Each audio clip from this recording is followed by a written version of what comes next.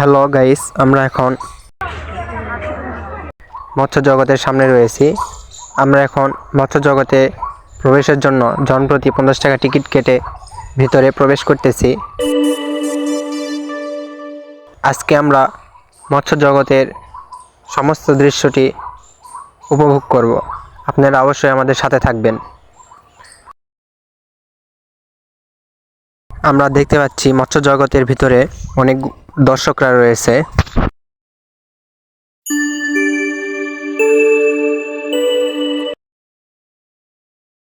আমরা আরো সামনে এগিয়ে যাই।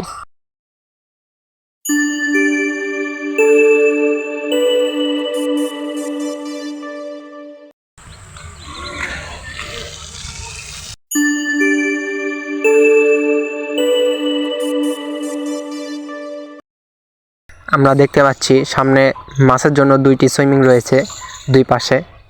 সামনে একটি ছোট্ট একটি পাহাড়।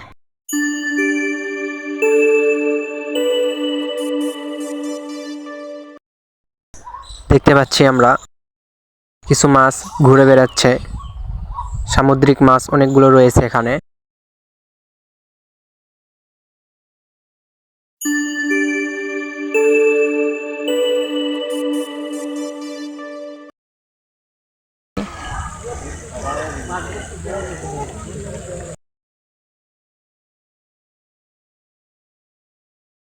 আমরা দেখতে পাচ্ছি অনেকগুলো মাছ একসাথে দল বেঁধে সারি বেঁধে ঘুরে বেড়াচ্ছে।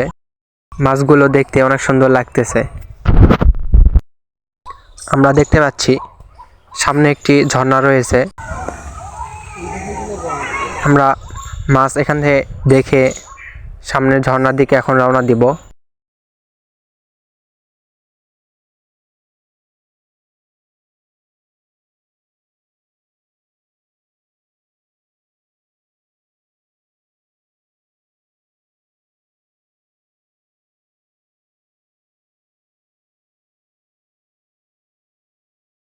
আমরা এখন ঝর্ণার দিকে রওনা দিই।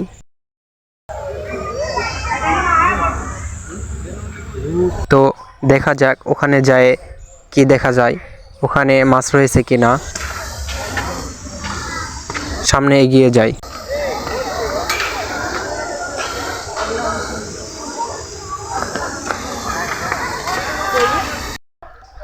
দেখতে পাচ্ছি আমরা এখানে অনেক দর্শনার্থীরা রয়েছে মাছ দেখার জন্য।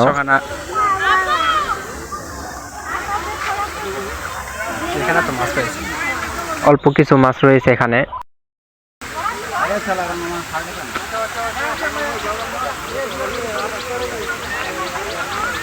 ঝর্ণার সামনে আমরা কিছু মাছ দেখতে পেয়ে ছুটে আসলাম মাছের কাছে। তো এখানে দেখতে পাচ্ছি অনেক রঙিন মাছ রয়েছে সামুদ্রিক। অনেক দর্শনার্থীরা এখানে মাছের ফটো এবং ভিডিও তুলতেছে দেখতে পাচ্ছি আমরা।